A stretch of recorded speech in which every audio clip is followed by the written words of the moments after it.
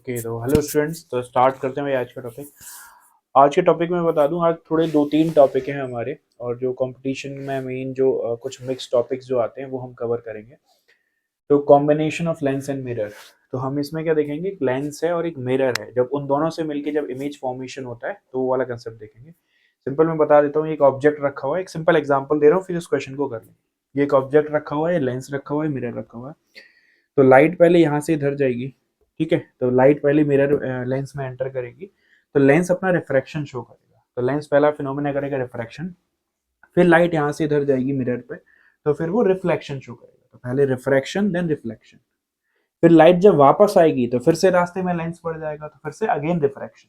तो हमें 3 फिनोमेना करने होते हैं, लाइट जा रही तो रिफ्रैक्शन, रिफ्लेक्शन, देन अगेन लौट के आएगी तो रिफ्रैक्शन। क्लियर? तो ये हमें 3 फिनोमेना करने होते हैं। तो इस क्वेश्चन को करते हैं। एक लेंस दे रखा है जिसकी फोकल लेंथ 15 सेंटीमीटर है, और ये आपको मिरर दे रखा है। 12 सेंटीमीटर पे ऑब्जेक्ट रखा हुआ है लेंस से, और ये जो डिस्टेंस है वो 40 सेंटीमीटर है, ठीक। It is found that the final beams comes out parallel to the principal axis. तो जो फाइनल बीम है, यानी कि जो लाइट इधर गई फिर उसके बाद इधर एंटर हुई, फिर वापस जब लेंस पे गिरी तो वो प्रिंसिपल एक्सिस के पैरेलल होगी, ठीक है। जब लौट के आई तो फाइनल प्रिंसिपल एक्सिस के पैरेलल होगी, ठीक। Find the focal length of the mirror. हमें मिरर की फोकल लेंथ जो है वो निकालनी है, मिरर की फोकल लेंथ निकालनी है, ठीक। तो पहले करते हैं क्वेश्चन। तो पहले लाइट लेंस पे जाएगी, तो लेंस, जस्ट 1 मिनट वेट करना आप लोग। तो देखो भाई, लेंस वन पे पहला फिनोमेना करते हैं। तो लेंस वन, तो लेंस वन के लिए यू कितना लेंगे हम, -12 सेंटीमीटर, ठीक है, -12 सेंटीमीटर। फोकल लेंथ हमें 15 गिवन है, 15 सेंटीमीटर। तो लेंस फॉर्मूला लगाएंगे हम। तो v equals U F upon lens के लिए यू प्लस एफ, ठीक है। तो इसको समझो, u कितना है, -12 इंटू 15 अपॉन -12 प्लस 15। तो v equals -12 into 15 upon -12 plus 15। -12 plus 15 कितना आ जाएगा भाई आपका, 3, 3 चौक 12, तो -60 सेंटीमीटर, ठीक है भाई। तो v जो है वो आपका -60 सेंटीमीटर आएगा। इसका मतलब ये लेंस जो इमेज बनाएगा वो इससे 60 सेंटीमीटर पीछे। तो मान लो 60 सेंटीमीटर पीछे, मतलब यहाँ की इमेज बन रही होगी, ठीक है। अब ये जो पहले लेंस की जो इमेज है वो मिरर 2 के लिए किसका काम करेगी, ऑब्जेक्ट का, ठीक है। तो ये मिरर 2 के लिए ऑब्जेक्ट का काम करेगी। तो जो मिरर है, अब आ जाते हैं मिरर के लिए। तो मिरर के लिए ये ऑब्जेक्ट बन गया। तो ऑलरेडी 40 सेंटीमीटर ये डिस्टेंस था, और इसने कितने पे बनाया, 60 पर। तो इसका मतलब जो इसका ऑब्जेक्ट हो गया वो मिरर से 100 सेंटीमीटर हो गया, 40 प्लस 60, ठीक। तो u कितना लिखेंगे अब हम, -100। ठीक, अब ध्यान देना, जैसे लाइट जो है वो इस तरीके से ऐसे गई, तो ये डेविएट हुई ऐसे, तो हमने जब पीछे खींचा तो यहाँ इमेज बनी। अब ये लाइट जब जा रही है यहाँ पर मिरर पर, तो हमें एक कंडीशन गिवन है कि जो फाइनल इमेज है वो प्रिंसिपल एक्सिस के पैरेलल आएगी। अब ये मिरर वापस भेजेगा, तो मिरर जब वापस भेजेगा तो मिरर को कुछ ऐसा भेजना चाहिए ताकि लेंस उसको पैरेलल कर दे। अब ध्यान से देखो, लेंस किस लाइट को पैरेलल करता है, कौन सी लाइट होती है जो लेंस से पास होती है और पैरेलल हो जाती है, वो लाइट कहां से पास होती है, उसकी फोकस से। तो यानी कि अब अगर ये इसके फोकस से पास करा दे, किसके, लेंस के फोकस से पास हो जाए अगर ये लाइट, लौटती हुई लाइट, तो ये इसको पैरेलल कर, ठीक है। और इसका फोकल लेंथ कितना है भाई, 15 सेंटीमीटर। इसका मतलब ये जो इमेज है I2, लेंस पे मिरर पे लाइट गिरी और लेंस इमेज कहां पे फॉर्म कर दे, इस पॉइंट पे फॉर्म कर दे, तो वो फोकस हो जाएगा वो पॉइंट। अब ये इसके लिए फिर से इमेज बन जाएगी, तो फिर ये इसको पैरेलल कर, इसका मतलब इस मिरर को इमेज यहां बनानी है, कितना, लेंस से 15 सेंटीमीटर। अगर लेंस से 15 सेंटीमीटर बना रहा है, तो यानी ये वाला डिस्टेंस, ठीक है भाई, ये वाला डिस्टेंस अगर हम निकाल लें, ये इसको इमेज कहां बनानी है आपकी, कहां पर, यहां से 15 पे बनानी है, टोटल डिस्टेंस है 40। तो लेंस को खुद से कितनी दूर इमेज बनानी है, 25 सेंटीमीटर। याद रखना, ये जो फोकस है ये लेंस का फोकस है, FL लिख दे रहा हूं, इस वजह से ये 15 सेंटीमीटर। तो मिरर को इमेज कहां पे बनानी है, खुद से 25 सेंटीमीटर दूर, यानी -25 ले लेंगे हम इसके। तो मिरर के लिए v कितना ले लेंगे हम, -25। बस हो गया। अब मिरर फॉर्मूला लगा दो। तो मिरर फॉर्मूला क्या लग जाएगा, 1/v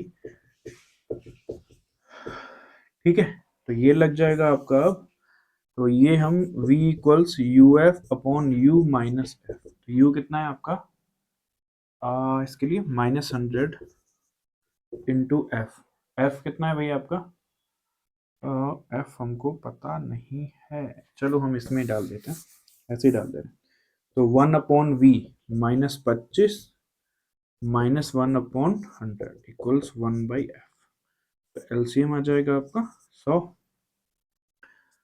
-1 1/f, f इक्वल्स -100/5, ठीक है, तो -20 सेंटीमीटर, तो मिरर की जो फोकल लेंथ है वो कितनी आ गई -20 सेंटीमीटर, ठीक। तो देखो एक कंसेप्ट देखो, concept of image forming on the object itself, ठीक है, तो ये कंसेप्ट क्या कहता है कि हम लेंस और मिरर की हेल्प से कुछ ऐसा कर सकते हैं कि जो इमेज है वो वहीं पर बन जाए जहां पर ऑब्जेक्ट है। कैसे, इसको देखो ध्यान से, एक लेंस लिया मैंने और एक मिरर ले लिया, लेट्स सपोज, अब मान लो हमारे पास ये कोई ऑब्जेक्ट है, ध्यान से देखना है इसको, ऑब्जेक्ट, अब क्या होगा, लाइट ऐसे जाएगी इस तरीके से, ये इसको क्या करेगा, डेविएट करेगा, अब हमें फाइनल इमेज जो है वो ऑब्जेक्ट पर ही बनानी है। अब प्रिंसिपल ऑफ रिवर्सिबिलिटी को याद करो, लाइट जहां से जाएगी वहीं पे वापस लानी है, कौन सी लाइट है जिसको ये मिरर वापस भेज देता है, मिरर उस लाइट को वापस भेजता है जो उसके सेंटर ऑफ कर्वेचर से पास होती है। इसका मतलब यहां से जब लाइट गई, अगर इस लेंस ने ये लाइट को मिरर के सेंटर ऑफ कर्वेचर से पास करा दिया, इसके मिरर के सेंटर ऑफ कर्वेचर से, तो वो लाइट उस पर परपेंडिकुलर फॉल होगी, तो वो वापस आ जाएगी और फाइनल इमेज यही। क्लियर, ये समझ आया, इंपॉर्टेंट है। यहां से लाइट गई, ये लाइट मिरर के सेंटर ऑफ कर्वेचर से पे फॉल हुई, तो सेंटर ऑफ कर्वेचर वाली लाइट को वापस भेज दिया, तो फिर वापस। अगर मैं इसको कॉन्वेक्स वाले लेंस में करूं, तो कॉन्वेक्स वाले में क्या हो जाएगा, ऐसे लिया ऐसे, तो अब देखो इसको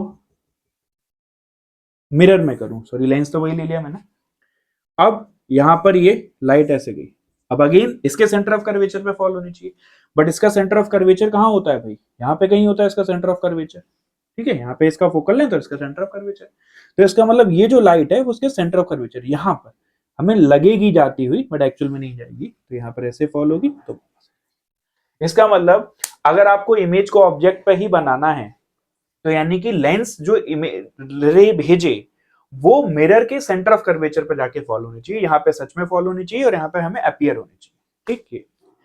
एक और तरीका है इमेज को ऑब्जेक्ट पे बनाने का, वो क्या है, मान लो कुछ ऐसी सिचुएशन हो गई, ये वाली सेकंड वाले केस की सिचुएशन, कि ये जो है ये थोड़ा आगे रखा हुआ है, क्या सिचुएशन दूसरी है, जैसे ऐसी वाली सिचुएशन हमने ले ली। एक और तरीका है इस पे बनाने का, यहां पर हमारा ऑब्जेक्ट है, यहां पर लाइट गिरी, अगर ये लाइट इसके पोल पे चली जाए तो सिमेट्री हो जाएगी, जो लाइट ऊपर गई जितना एंगल ये उतना एंगल ये आई आर, तो फिर से लाइट वहीं पर वापस बन सकती है। यानी ये भी एक केस है कि अगर लेंस जो है लाइट को पोल पे फॉल करा दे, कहां पे फॉल करा दे, मिरर के पोल पर, पिछले में हमने देखा था या तो मिरर के सेंटर ऑफ कर्वेचर पे फॉल करा या मिरर के पोल पे फॉल करा दे, तो भी जो फाइनल इमेज है वो ऑब्जेक्ट पर ही बन जाएगी, ठीक है, इसको याद है। तो देखो ये वाला क्वेश्चन देखो, लेंस है 10 सेंटीमीटर, मिरर है 10 सेंटीमीटर, फोकल लेंथ, एक ऑब्जेक्ट रखा हुआ है, डिस्टेंस दोनों के बीच में d है, what should be the value of d so that the image is formed on the object itself, ताकि इमेज ऑब्जेक्ट पे बन जाए। तो अभी क्या बताया था, यहाँ से जो लाइट जाएगी वो इसके कहाँ पे गिरनी चाहिए, फोकस पे, सॉरी सेंटर ऑफ कर्वेचर पे, यहाँ की सेंटर ऑफ कर्वेचर होगा, तो ये लाइट ऐसे जानी चाहिए।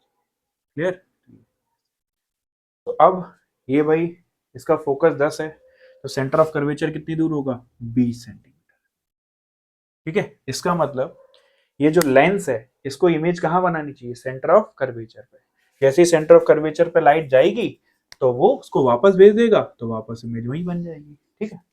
तो लेंस की इमेज बननी चाहिए इसके सेंटर ऑफ कर्वेचर, क्लियर। तो अब अगर मैं देखूं तो लेंस के लिए पहले कैलकुलेट कर लेता हूं, लेंस के लिए, तो लेंस के लिए बात कर रहा हूं, u कितना है भाई मेरा -15, f कितना है मेरा +10, तो लेंस फॉर्मूला लगा देता हूँ 1/v -1/u, v equals U F upon you plus F, ठीक है। तो -15 इंटू 10 अपॉन -15 + 10, तो कितना आ गया, 150 अपॉन -5, कितना आ गया 30 सेंटीमीटर, क्लियर। तो यानी इसने इमेज बनाई 30 सेंटीमीटर। अब खुद ही सोचो, अभी मैंने बताया इसका सेंटर ऑफ कर्वेचर है, तो इसने इमेज बनाई 30 सेंटीमीटर पर, तो ये डी कितना हो गया हमारा निकल के, so D comes out to be 10 centimetre. Clear. ठीक। तो देखो भाई ये वाला क्वेश्चन देखो, एक लेंस दे रखा है, इसका रेडियस सरफेस 1 का 10 सेंटीमीटर, सरफेस 2 का 20 सेंटीमीटर, रिफ्रैक्टिव इंडेक्स 3/2, ऑब्जेक्ट रखा है 80 सेंटीमीटर पर, लेंस और मिरर के बीच में गैप डी है, ये मिरर है, मिरर का रेडियस ऑफ कर्वेचर 30 सेंटीमीटर है। Clear. Find the value of D if the image is formed on the object itself. Again हमें डी निकालना है ताकि इमेज जो है ऑब्जेक्ट पे बन जाए। इसका अभी क्या सिंपल सिचुएशन बताया था, लाइट यहाँ से गिराओ और ये लाइट इसके सेंटर ऑफ कर्वेचर से फॉलो हो ऐसे, तो इस तरीके से ऐसे लाइट वापस, जब लाइट वापस आ जाएगी तो फिर इमेज ऑब्जेक्ट पे बन जाएगी फाइनल इमेज। अब क्वेश्चन आता है ये सेंटर ऑफ कर्वेचर, मिरर का सेंटर ऑफ कर्वेचर है, तो मिरर का रेडियस कितना दे रखा है 30, तो ये डिस्टेंस ऑलरेडी कितना हो गया 30 सेंटीमीटर। क्लियर। ये तो हमें ये डी बताना है, तो अगर हम ये डिस्टेंस पता कर लें तो ये ऑब्जेक्ट है, इसने लाइट को यहाँ फॉल कराया, तो ये आपकी इमेज बन गई। देखो सुन लो, ये ऑब्जेक्ट, इसने ये इमेज बना दी, ये इमेज इसके लिए क्या हो गई ऑब्जेक्ट, फिर इसने वापस यहाँ इमेज बनाई, फिर इसने इधर। इसका मतलब इस लेंस को, लाइट को सी पे फॉल कराना है, इस सी पॉइंट पर, तो यानी इस लेंस की इमेज जो है वो सी पॉइंट पर बन रही है। क्लियर। तो हम निकाल लेते हैं, तो पहले हमें इसका फोकल लेंथ निकालना पड़ेगा, तो 1/f equals mu minus 1 1/r1 minus 1/r2। तो what is mu minus 1, 3/2 minus 1 1/r1 1/10, भाई इधर की तरफ 10 माइनस 1/, उधर की तरफ ना 20, सॉरी प्लस 20 ना, भाई ये भी इधर की तरफ होगा और ये वाला भी इधर की तरफ हो जाएगा, तो 1/f इक्वल्स हाफ 1/10 दिस, तो आ जाएगा 2 माइनस और ये 1, तो 1/2 इंटू 1/20, तो फोकल लेंथ आ गया भाई 40 सेंटीमीटर। क्लियर भाई, ये फोकल लेंथ आ गया आपका निकल के। तो अब हम v निकाल देते हैं, लेंस फॉर्मूला लगाया, v equals U F upon you plus F, तो u कितना होता है हमारा -80, f कितना है 40, -80 प्लस 40, -80 इंटू 40 अपॉन -40 कट गया, 40 से 40 गया, तो v कितने पे बनना है 80 सेंटीमीटर। इसका मतलब लेंस ने जो इमेज बनाई है वो 80 सेंटीमीटर पे, तो यानी ये 80 सेंटीमीटर हो गया। तो भाई ये 80 सेंटीमीटर पे बनाई, और ये अभी बताया था 30 सेंटीमीटर, तो 80 और 30, डी की वैल्यू कितनी है 80 और 30, तो डी की वैल्यू कितनी आ गई आपकी 80 plus 30 that is 110 centimetre. Clear.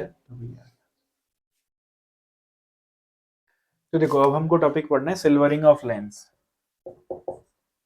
Silvering of lens, silvering of lens का मतलब सिंपल, जैसे हम मिरर को एक तरफ से, एक साइड से, लेंस को सॉरी एक साइड से सिल्वर कर देते हैं, ये हमारा लेंस है ग्लास का बना हुआ, इसको हमने एक साइड से पॉलिश कर दिया, सिल्वर की पॉलिश कर दी। तो अभी क्वेश्चन, ये मिरर, ये जो लेंस है किसकी तरह बिहेव करेगा, तो होगा क्या, पहले इसमें लाइट एंटर करेगी, तो पहले लेंस, फिर इधर साइड मिरर बन चुका है तो फिर मिरर, फिर लाइट मिरर को वापस भेजेगा तो फिर से लेंस आ जाएगा, लेंस मिरर अगेन लेंस। तो यानी कि इसका मतलब ये है, जैसे मान लो आपने किसी ऑब्जेक्ट को ऐसे दिया तो लाइट ऐसे जाएगी, तो ये ओवरऑल कैसे बिहेव करेगा, पहले पड़ेगा आपका लेंस, तो इसका मतलब लाइट ऐसे जाएगी, ठीक है भाई, लाइट डेविएट कर दी उसने, फिर अब मिरर आ गया उसके सामने, तो ये जो लाइट इस पे गिरी है ये ऐसे भेजेगा उसको वापस, फिर रास्ते में जब वो लौट के आया फिर लेंस आ गया उसके पास, तो इसका मतलब लाइट ऐसे जो लौट के आ रही है वो ऐसे चली जाएगी, इसका मतलब रिफ्रैक्शन होगा, रिफ्लेक्शन होगा, देन अगेन रिफ्रैक्शन होगा। क्लियर।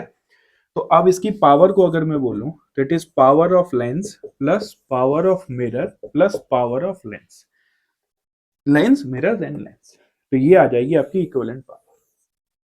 तो पावर को क्या बोल सकता हूं मैं, 2 into power of lens plus power of mirror.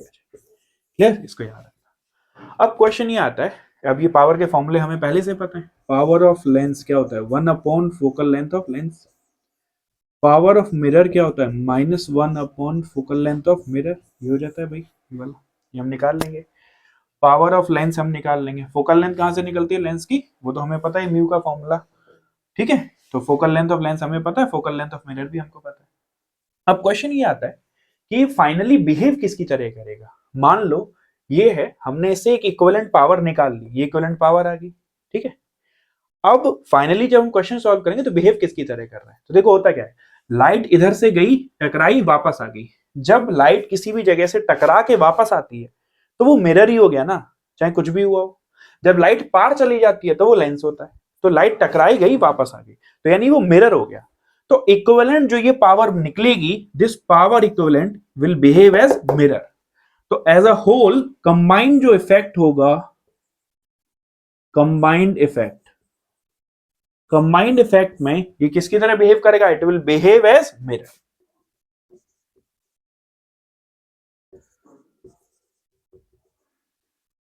तो combinedly it will behave as mirror. इसका मतलब जब आप एंड में पावर निकाल लोगे, इक्विवेलेंट पावर, तो मुझे फोकल लेंथ चाहिए होगी, तो मैं एफ इक्विवेलेंट फोकल लेंथ निकाल रहा हूं, तो वो मिरर के फॉर्मूले से निकलेगी, that is -1/p। Combinedly it is acting as mirror, तो एफ इससे निकलेगी। और फिर जब हम क्वेश्चन में सॉल्व करेंगे तो सिंस ये मिरर की तरह बिहेव कर रहा है, तो हम कौन सा फॉर्मूला लगाएंगे, मिरर फॉर्मूला लगाएंगे, 1/f। क्लियर। तो सिंपल फिर से देख लो, हम तीन मतलब जब ऐसा क्वेश्चन गिवन होगा तो हम पावर निकालेंगे पहले। पावर इस फॉर्मूले से निकलेगी 2pl + pm, pl ये रहा, pm ये रहा। और फिर जब ये इक्विवेलेंट पावर आ जाएगी तो यानी ये मिरर की तरह बिहेव करेगा, तो हम इक्विवेलेंट फोकल लेंथ निकालेंगे। इक्विवेलेंट पावर आ गई तो इक्विवेलेंट फोकल लेंथ निकालेंगे, वो निकलेगा मिरर के फॉर्मूले से। तो ये आ गया, ठीक है, मिरर के फॉर्मूले में नेगेटिव लगा होता है ये। और फिर हम मिरर का फॉर्मूला अप्लाई करेंगे जिससे हमें फाइनल पोजीशन आ जाएगी इमेज की, ठीक है। क्वेश्चन देखो इस पर,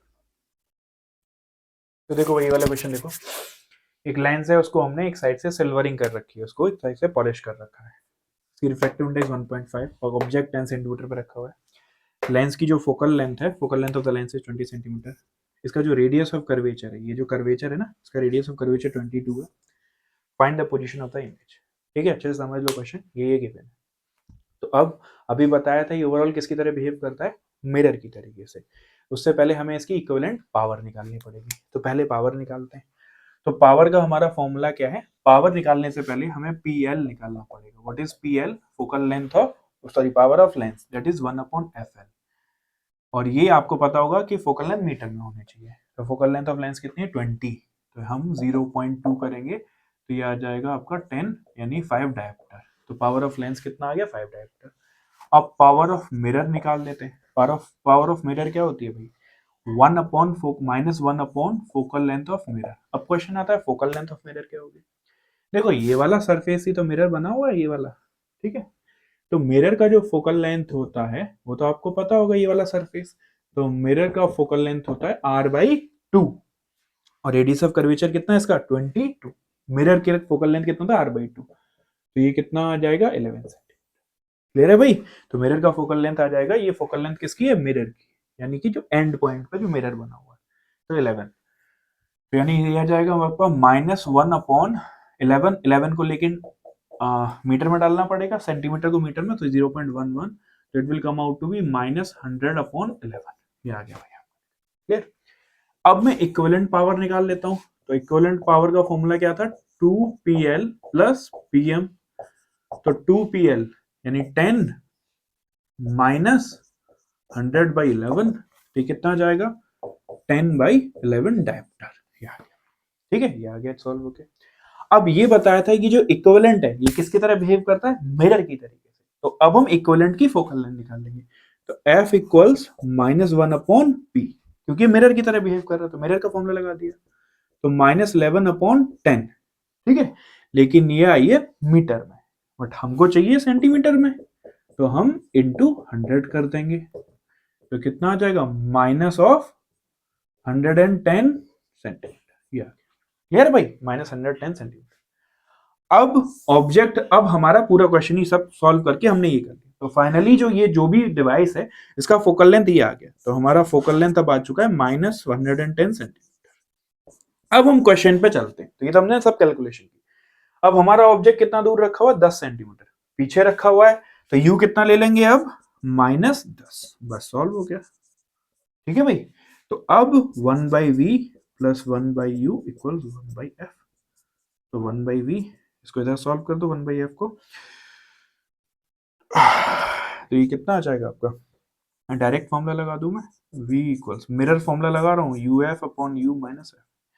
तो u कितना है -10 इंटू f कितना है -110 upon u minus f। What is u minus f, -10 और -f, तो माइनस कितना +110। क्लियर भाई, ये आ जाएगा आपका 1100 डिवाइडेड बाई 100,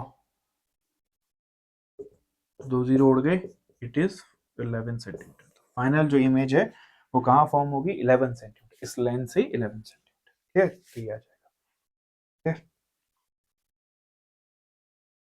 तो देखो अब हमें पढ़ना है डिस्प्लेसमेंट मेथड। ये डिस्प्लेसमेंट मेथड एक मेथड होता है, स्पेशल मेथड, जिससे हम इसका कॉन्वेक्स लेंस का फोकल लेंथ कैलकुलेट कर लेते हैं। कैसे करते हैं देख लो, ये एक ऑब्जेक्ट है और ये हमारी स्क्रीन है। क्लियर, तो हम क्या करते हैं, ये जो हमारा लेंस है इसको हम अलग अलग पोजीशन पे रखते हैं। तो पहले लेंस को मैंने पोजीशन 1 पे रखा, इस तरीके से रखा जाता है ताकि इस ऑब्जेक्ट की एक बहुत अच्छी सी इमेज, शार्प इमेज इस पॉइंट पर बन जाए। तो पहले मैंने लेंस को पोजीशन 1 पे रखा, ये 1 लिखा हुआ है पोजीशन 1 पर, जो कि ऑब्जेक्ट से x1 डिस्टेंस पर है, यहाँ पे रखा, जिससे इसकी एक शार्प इमेज आई मिल गई। ठीक, फिर इस लेंस को मैंने थोड़ा आगे बढ़ाया, आगे बढ़ाया, आगे बढ़ाया, फिर मैं उस जगह वापस से रुक गया जहां पर एक और बार शार्प इमेज बन रही है, यानी कि अगेन फिर से शार्प इमेज कौन सी बन गई, आई। यानी लेंस की दो पोजीशन है, पहले लेंस को यहां रखा गया है, फिर लेंस को आगे बढ़ा के पोजीशन 2 पे रखा गया है, दोनों बार एक शार्प इमेज आई बन रही है। क्लियर, ये हो गया, अच्छी सी इमेज आई बन रही है। पहली बार में लेंस की पोजीशन ऑब्जेक्ट से x1 डिस्टेंस पर है, दूसरी बार में लेंस की पोजीशन ऑब्जेक्ट से x2 डिस्टेंस पर है। तो दो पोजीशन हो गई, फर्स्ट पोजीशन, सेकंड पोजीशन। इन दोनों पोजीशन के बीच में जो गैप है दैट इज स्मॉल डी। तो what is small D, separation between two positions. इसको ध्यान से देखना, सेपरेशन बिटवीन टू पोजीशंस। ठीक है, अब एक कैपिटल डी और है। What is capital D, it is the separation between the object and the screen. तो इट इज सेपरेशन बिटवीन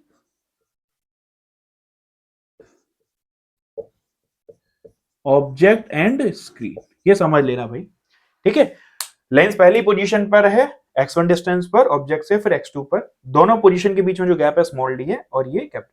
ठीक, दोनों बार शार्प इमेज बन रही है। तो मैं अब इक्वेशन लिखता हूं, तो पोजीशन 1 की फिर पोजीशन 2 की, पोजीशन 1, ध्यान से देखो, पोजीशन 1 के लिए u कितना हो गया, ऑब्जेक्ट u हो गया -x1, और हमारा v कितना हो गया, v1, u1 -x1 हो गया v1। ये टोटल डिस्टेंस d है, ये x1 है, तो ये कितना हो गया d माइनस एक्स, तो v1 is d minus x. Clear, ये आ गया आपका। अब मैं यहाँ फॉर्मूला लगा देता हूँ, लेंस फॉर्मूला। तो 1 upon f equals 1 upon d minus x minus 1 upon minus x. Clear, 1 upon v minus 1 by u। ठीक है, ये मैंने फॉर्मूला लगा दिया, माइनस माइनस ये हटा दे रहा हूँ, ये सॉल्व कर दे रहा हूँ, यहाँ पे क्या आ जाएगा आपका भाई, प्लस आ जाएगा। क्लियर, ये आपको सॉल्व करके आ गया पहली इक्वेशन। अब मैं पोजीशन 2 के लिए सॉल्व कर रहा हूं, पोजीशन 2, पोजीशन 2, इसके लिए u कितना लिखा जाएगा, u2 माइनस x2, भाई आपकी इसकी पोजीशन माइनस x2 है, और इसके लिए v2 कितना लिखा जाएगा, d माइनस x2। ये आ गई, फिर से फॉर्मूला लगा रहा हूं, 1 upon f equals 1 upon d minus x2, clear, plus d minus x2 minus of minus x2, 1 upon v minus 1 by, फिर माइनस माइनस फिर से क्या हो गया, प्लस, तो यहाँ पे प्लस लिखते हैं, ये मेरे फोकल। अब ध्यान से देखो, दो इक्वेशन है, अब यहाँ भी 1/f है, यहाँ भी 1/f है, तो अब इससे क्या होता है, तो दोनों का लेफ्ट हैंड साइड इक्वल है, दोनों का राइट हैंड साइड भी इक्वल होना चाहिए, तो दोनों इक्वेशन हमें एक सॉल्यूशन देनी चाहिए। तो पहला सॉल्यूशन कब पॉसिबल है, ध्यान से देखना, पहला सॉल्यूशन पॉसिबल तब है जब x1 की वैल्यू x2 के बराबर हो जाए, यानी x1 x2 के बराबर हो जाए तो सारी पूरी टर्म सबके बराबर हो जाएंगे, तो वो तो ठीक है। दूसरा सॉल्यूशन कब पॉसिबल है, ध्यान से देखना इसका, ये वाला टर्म जो है, ये वाला टर्म इसके बराबर हो जाए और ये वाला टर्म इसके बराबर हो जाए। ये तो समझ रहे हो ना, जैसे 1/3 प्लस 1/2 लिखा है एक जगह, दूसरी जगह एक बार 1/3 प्लस 1/2 लिखा है, यानी पहला दूसरे के इक्वल हो जाए और दूसरा पहले के इक्वल हो जाए, ये दोनों ऐड हो रहे हैं। तो ये वाला सॉल्यूशन अभी हम छोड़ रहे हैं, ये ट्रिवियल सॉल्यूशन है। ट्रिवियल मतलब कोई हमें रिजल्ट नहीं देगा ये, ठीक है। ये तो बिल्कुल सिंपल ही x1 x2 के बराबर हो जाए, इसका मतलब लेंस को दोनों बार एक ही पोजीशन पे रख दो, तो वो कोई सॉल्यूशन हमें दे ही नहीं रहा, तो इसको अभी हम छोड़ दें, ठीक है, ट्रिवियल सॉल्यूशन। अब आ जाते हैं दूसरा सॉल्यूशन क्या पॉसिबल है, यानी ये वाला टर्म इसके बराबर हो जाए, तो यानी x1 किसके बराबर हो जाए, d माइनस x2 के, या x2 किसके बराबर हो जाए, d माइनस x1 की, x1 लिखा था, एक ही बात है, आप करके देख लो। तो यानी इस वाले को मैंने इसके बराबर कर दिया और इस वाले को इसके बराबर कर दिया, तो x1 को कितना कर दिया, d माइनस x2, क्लियर। तो इससे मेरा d कितना आ गया, x1 प्लस x2 आ गया, ये मेरा d आ, ठीक। मुझे एक और चीज पहले से पता है कि स्मॉल d कितना है, मेरा स्मॉल d है x2 माइनस x1, तो यहाँ पे मैं स्मॉल d भी लिख देता हूँ, what is small d, x1 minus x2, ये क्लियर हो गया भाई। कैपिटल D आ गया था हमारा x1 प्लस x2 और स्मॉल d आ गया x1 माइनस x2। अब मुझे x1 चाहिए, तो मैं क्या करता हूं, इसमें से इसको माइनस कर देता हूं, तो इसमें क्या होगा हमारे पास कुछ मिलेगा नहीं, या एक काम करूं ना, ऐड कर देता हूं इनको, तो ऐड कर देता हूं इनको। तो अगर मैंने इसको ऐड कर दिया तो ध्यान से देखो, d plus D equals x1 जुड़ जाएगा 2x1 और x2 कट जाएगा, ठीक है। तो इससे मुझे x1 कितना मिल गया, d प्लस डी बाई 2, ध्यान रखना है इसको, x1 इतना मिल गया, क्लियर। अब x1 मिल गया मुझे d प्लस डी बाई 2, मैं इसमें पुटअप करूंगा अब x1 ले जाके, और d माइनस x1 भी निकाल लेता हूं, d minus x1 will be d minus d plus D by 2, तो ये आ जाएगा 2d माइनस डी, यानी d माइनस डी बाई 2, ये आ गया। तो ये मुझे मिल गया d माइनस x1, क्लियर, ये दोनों याद रखना। अब ये x1 मिल गया, d माइनस x1 मिल गया, इन दोनों को मैं यहां पुटअप कर रहा हूं इक्वेशन नंबर 1 में, पुटिंग इन इक्वेशन 1, ठीक। तो 1 upon f equals 1 upon d minus x1 is, तो उल्टा कर दूं ना इसका, तो 2 अपॉन d माइनस डी, और 1 अपॉन x1 इज दिस, तो 2 अपॉन d प्लस डी, इसको ध्यान से देखना आप, 2 अपॉन d प्लस डी, तो 1 upon f equals a plus B, a minus B, A square minus B square, 2d plus 2d plus 2d minus 2d, 2d से 2d cut गया, तो 1 upon f equals 4d upon D square minus D square, what is your f, तो D square minus D square upon 4, ये भाई आपका answer, तो this is our focal, इसको याद है। कुछ इंपॉर्टेंट टर्म और हैं इसमें जिसमें आप निकाल सकते हो कि भाई और क्या क्या चीजें इसमें निकल के आ सकती हैं आपकी, जैसे मैं कुछ और रिलेशन बता दे रहा हूँ इसमें, ध्यान से देखो इसको, ये क्लियर है, ये तो हमारा फोकल लेंथ का फॉर्मूला आ गया, यही याद रखना है आपको। लेकिन अगर मैं इसमें इसको थोड़ा सॉल्व करूं तो 4df equals D square minus D square, देख लो ये कुछ टर्म, तो इसमें स्मॉल डी कितना आ जाएगा, 4df minus D square, sorry उल्टा कर दिया मैंने, small D square will be D square minus 4df, तो डी कितना आ गया, अंडर रूट ऑफ, ये आ गया, डी में से कॉमन ले लूं, d माइनस 4f, ये आ गया, तो भाई ये हमारा d आ गया। अब खुद ही देखो, कोई भी अंडर रूट जो होता है वो हमेशा पॉजिटिव होता है, यानी ये क्या क्या रिजल्ट हमको दे सकता है, अगर d की वैल्यू 4f के बराबर हुई, तो एक एक करके करते हैं, अगर d की वैल्यू 4f से कम हुई तो ये नेगेटिव हो जाएगा, तो नो रूट पॉसिबल, यानी कि कोई भी ऐसा केस पॉसिबल नहीं होगा जहां पर आप ब्राइट इमेज बना लो, तो no roots possible, no position possible for bright image, no position possible for bright image, ये सिर्फ बता रहा हूं आपको, ठीक है, समझने के लिए। अगर d की वैल्यू 4f के बराबर आ गई, इसका मतलब एक रूट मिलेगा, यानी एक ही पोजीशन पॉसिबल है जब आप ब्राइट इमेज बना सकते हो, वन पोजीशन पॉसिबल,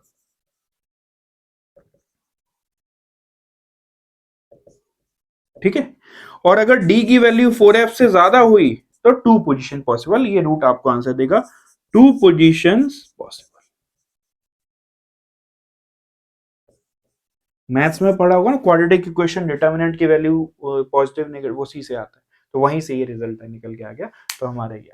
प्लस एक और चीज बता दूं, अगर मान लो मैं यहां मैग्निफिकेशन निकालता हूं, तो मैग्निफिकेशन होता है पहले वाली पोजीशन में, तो m1 v बाई u होता है, तो v अभी बताया था आपको, पहले वाले केस में v कितना होगा, d minus x1 upon x1, और दूसरे वाले केस में m2 कितना होगा, d minus x2 upon x2।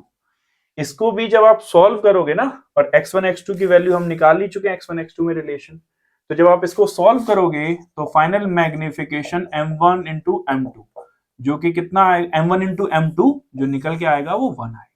Clear? तो ये याद रखना पहले वाले केस में। वैसे ही आपको याद न भी रहे तो भी चलेगा, इतना बहुत बड़ा इशू नहीं है। ये जरूर याद रखना कि इसकी फोकल लेंथ ये आती है, और ये 3 केसेस हैं जब कोई रूट पॉसिबल नहीं होगा, एक रूट पॉसिबल होगा, 2 रूट पॉसिबल। देखो ये डिस्प्लेसमेंट वाले मेथड पे बेस्ड क्वेश्चन है। A screen is placed 90 centimetre from an object. एक ऑब्जेक्ट ले लेते हैं, यहाँ एक स्क्रीन ले लेते हैं, ये हमारा ऑब्जेक्ट है। The image of the object on the screen is formed by a convex lens at two different positions separated by 20 centimetre. ये दो पोजीशन मान ली, पहली पोजीशन ये है, पहली दूसरी पोजीशन ये है। इनके बीच में जो सेपरेशन होता है उसको कैसे रिप्रेजेंट करते हैं, स्मॉल डी से। तो स्मॉल डी जो है वो 20 सेंटीमीटर। और जो स्क्रीन का डिस्टेंस होता है ऑब्जेक्ट से, उसको किससे रिप्रेजेंट करते हैं, कैपिटल डी से, दैट इज 90 सेंटीमीटर। ठीक, अब हमें फोकल लेंथ निकालनी, तो बस हमें फॉर्मूला लगाना है, तो फॉर्मूला लगा देते हैं, D square minus D square upon 4d।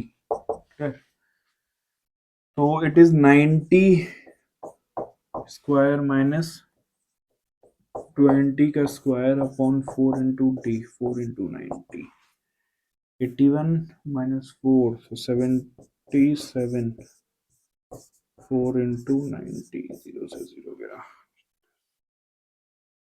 कटेगा कुछ, 4 बार कटेगा कुछ, सॉल्व करो, 4 से ही काट दो डायरेक्ट इसको ना, 4 4 3 बचा ना, एक बचा, 4 2 जा 8, 2 बचा, 1 लगाया, 4 5 जा 20। ठीक है, अब इसको 9 से काटो, 9 9 2 जा 18, 9 1 जा 9, फिर 12 3 2 21.3 अप्रॉक्स। ठीक है भाई, तो ये आंसर। तो देखो अब हमें पढ़ना है लेंस एबरेशन। लेंस एबरेशन का मतलब होता है डिफेक्ट, तो लेंस के अंदर जो डिफेक्ट होते हैं वो, तो पहला हम पढ़ते हैं spherical aberration. Aberration, spherical aberration का मतलब होता है भाई कि लेंस जो स्फेरिकल नेचर की वजह से जो उसका डिफेक्ट आता है उसको स्फेरिकल एबरेशन। स्फेरिकल लेंसेज होते हैं, तो उसमें क्या होता है, जब आप लाइट पास करते हो, पैरेलल लाइट जाती है प्रिंसिपल एक्सिस के पैरेलल, तो उसको एक पॉइंट पर फोकस होना चाहिए था, बट वो एक पॉइंट पर फोकस नहीं होती, कोई यहाँ जा रही है, कोई यहाँ जा रही है, कोई इधर जा रही है, कोई ऐसे जा रही है। ठीक है, एक पर्टिकुलर पॉइंट पर फोकस नहीं होती, तो स्कैटर हो जाती है, यानी फोकस एक पॉइंट पर नहीं बनता। इसी को बोलते हैं इसका स्फेरिकल एबरेशन। यानी ये क्यों हो रहा है, क्योंकि लेंस जो है वो स्फेरिकल उससे काट के बनाया गया है, स्फीयर से काट के बनाया गया है, फिर से इसमें एबरेशन होता है। अब इसको कम कैसे कर सकते हैं, अगर आप लेंस को स्फीयर से काट के ना पैराबोलिक शेप से काट के बनाया जाए, तो फिर ये एबरेशन कम हो जाता है। यानी इसको पैराबोलिक शेप से बनाओ, तो स्फेरिकल लेंस की जगह पैराबोलिक लेंस यूज करो हल्के से, तो ये एबरेशन कम हो जाता है डिफेक्ट। ये जो डिफेक्ट होता है ये मिरर में भी होता है। मिरर भी अगर स्फेरिकल उसमें से काट के बनाओगे तो उसमें भी एक जगह फोकल लेंथ नहीं आएगी कोई, तो मिरर में भी ये क्या होता है, एक इधर भेज रहा है, एक इधर भेज रहा है, एक ऐसे भेज रहा है। तो अगर मिरर को भी आप पैराबोलिक कर दो, ठीक है, मिरर को भी अगर हम पैराबोलिक कर दें तो ये एबरेशन जो है वो हमारा खत्म हो जाता है। ठीक है, तो लेंस के स्फेरिकल नेचर की वजह से डिफेक्ट है वो स्फेरिकल एबरेशन है। अगर हम इसको पैराबोलिक शेप से बनाएं तो ये एबरेशन खत्म हो जाता है। तो देखो अब हमें देखना है क्रोमेटिक एबरेशन। क्रोमेटिक एबरेशन का मतलब होता है, क्रोमा मतलब कलर से रिलेटेड, तो यानी जो डिफेक्ट एबरेशन और डिफेक्ट कलर की वजह से होता है उसको क्रोमेटिक एबरेशन बोलते हैं। कैसे होता है ये, जब हम लेंस में व्हाइट लाइट पास कराते हैं, ठीक है, तो जो रेड कलर होता है वो इधर पहुंच जाता है, आगे पहुंच जाता है, और जो वायलेट कलर होता है वो यहाँ रह जाता है। ये हम पहले भी देख चुके हैं पहले, ठीक है, डिफरेंट केसेस ऑफ लेंस में। तो रेड कलर की वेवलेंथ ज्यादा होती है तो वो यहाँ पहुंचता है, वायलेट कलर की वेवलेंथ कम होती है तो यहाँ। तो ये जो डिफेक्ट है, पहुंचना दोनों को एक जगह चाहिए था, तो ये अलग अलग हो गए, इसी को बोलते हैं क्रोमेटिक एबरेशन। अब ये होता क्या है, कैसे निकाला जाता है, तो chromatic aberration is equal to what, तो chromatic aberration is equal to focal length F R minus F V, ठीक है, this F R focal length of R minus focal length of V, and it is equal to, इसको define इससे किया जाता है, calculate होता है omega into F से। अभी ओमेगा इंटू एफ क्या है, ओमेगा क्या है आपकी डिस्पर्सिव पावर, डिस्पर्सिव पावर, ठीक, और एफ क्या है mean focal length, mean focal length. अब आप कहोगे मीन फोकल लेंथ क्या वर्ड होता है भाई, देखो अलग अलग कलर की अलग अलग फोकल लेंथ है। एफ आर का मतलब focal length of red, F V मतलब फोकल लेंथ ऑफ वायलेट, ठीक है। फिर अगर फोकल लेंथ अलग है तो रिफ्रैक्टिव इंडेक्स भी अलग अलग हो जाते हैं। This is refractive index of red और mu V refractive index of violet, ठीक है। और एफ क्या है भाई मीन फोकल लेंथ, ठीक है। तो ये हमारा डिस्पर्सिव पावर और ये मीन फोकल, ये याद रखना डिस्पर्सिव पावर और मीन फोकल, क्लियर। तो देखो अभी हमने क्रोमेटिक एबरेशन देखा, अब हम एक्रोमेटिज्म कैसे करते हैं। क्रोमेटिक एबरेशन मतलब, एक्रोमेटिज्म का मतलब होता है क्रोमेटिक एबरेशन को हटा देना, यानी जो लाइट स्प्लिट हो गई थी, व्हाइट लाइट रेड और वायलेट में और बाकी कलर्स में स्प्लिट हो गई थी, तो हम उसको हटा देंगे, यानी वो वापस से व्हाइट बन जाए। कैसे, तो हम इसको क्या करते हैं, एक लेंस यूज करते हैं और एक दूसरा लेंस यूज किया इसके बगल में, ये तो ये हमने दो लेंस ले लिए, क्लियर। अब हम क्या करते हैं इसमें, यहां से मान लो व्हाइट लाइट जाएगी तो यहाँ पर ये अलग हो जाएगी एक बार ऐसे, फिर ये वापस से मिल जाएगी, तो यहाँ पे जो मिलेगी, तो इसने क्या किया, जैसे इसने क्या किया रेड और वायलेट को अलग किया था, उसने रेड और वायलेट को मिला दिया, तो वापस से कौन सी लाइट मिल गई, ठीक है। अब ये होता कैसे है, तो इसके लिए कंडीशन होती है, condition of achromatism, omega upon F plus omega dash upon F dash, ये कितना होना चाहिए 0। ओमेगा किसके लिए, लेंस 1 के लिए, यानी डिस्पर्सिव पावर ऑफ लेंस 1, और एफ मतलब dispersive power focal length of lens 1, और ओमेगा डैश किसके लिए, सेकंड वाले लेंस के लिए, डिस्पर्सिव पावर ऑफ लेंस 2, और ओमेगा डैश मतलब फोकल लेंथ ऑफ लेंस 2। तो ये कंडीशन अगर फॉलो हो रही है तो यानी जो व्हाइट लाइट है वो स्प्लिट नहीं हो रही, वो वापस से व्हाइट बन जा रही है, ठीक है। तो देखो ये वाला क्वेश्चन देखो, two thin lenses one of crown glass and other of flint glass, दो ग्लास हैं, एक क्राउन ग्लास है एक फ्लिंट ग्लास है, are put in contact to give an achromatic system. Achromatic system बनाना है हमको, मतलब अगर मैंने पहले लेंस को ऐसा लिया, दूसरा लेंस ऐसा ले लिया, मतलब इसके जस्ट बगल में रखा हुआ है ये वाला ऐसे, ठीक, यानी ये लाइट को अलग करे तो ये लाइट को फिर से मिला दे, ठीक है, बताया था अभी। ऑफ फोकल लेंथ, ये जो सिस्टम बने उसकी फोकल लेंथ कितनी हो 50 centimetre, clear. Find the focal length तो टू लेंसेज सेपरेटली, तो इनकी दोनों की अलग अलग फोकल लेंथ निकालनी है, तो इसकी फोकल लेंथ एफ मान लेता हूँ और इसकी एफ डैश, इसकी डिस्पर्सिव पावर ओमेगा और इसकी dispersive power omega dash, clear. Dispersive power of crown glass, इसकी डिस्पर्सिव पावर क्राउन ग्लास की इतनी है, फ्लिंट ग्लास की भाई इतनी है, क्लियर। अब मैं सॉल्व कर देता हूँ। तो इक्विवेलेंट फोकल लेंथ 50 सेंटीमीटर दे रखी है, दोनों लेंस पास में रखे हुए, तो मैं फॉर्मूला लगा सकता हूँ 1 upon F equals 1/f1 plus 1/f2, याद आया कुछ, तो यानी 1 upon 50 equals 1/f1 plus 1/f2, ठीक है भाई, ये आ जाएगा, एक इक्वेशन ये आ गई आपकी।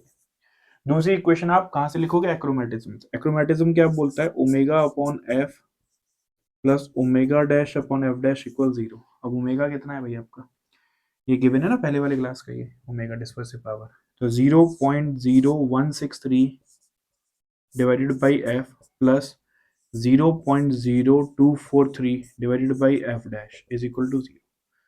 तो यहां से आपको एक रिलेशन मिल जाएगा एफ और एफ डैश में, तो आपको मिल जाएगा एफ जो है वो कितना मिल जाएगा, इसको इधर ले जाओ माइनस,